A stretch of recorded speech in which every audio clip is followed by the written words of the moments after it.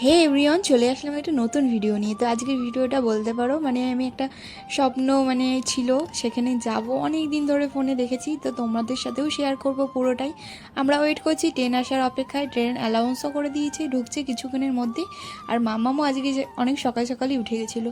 যাই হোক, ওকে অল্প কিছু খাইয়ে এই যে এখানে আমরা ওয়েট করছি। এরপর এই যে ট্রেনও চলে এসেছে, আমরা ট্রেনও উঠে গেছি। আর ট্রেনেই জানলার পাশে বসে প্রাকৃতিক দৃশ্য দেখতে কি ভালো লাগে, তাই না?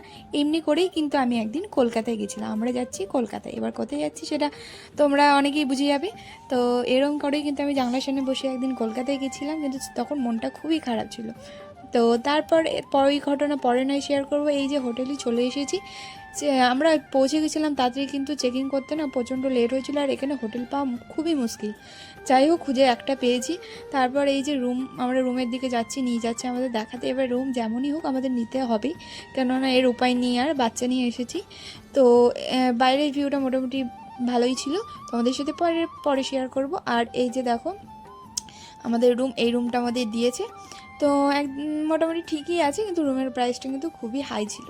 তো কিছু করার নেই, চলো নেক্সট পার্টটা আমি আবার তোমাদের সাথে শেয়ার করছি। চলো, টাটা।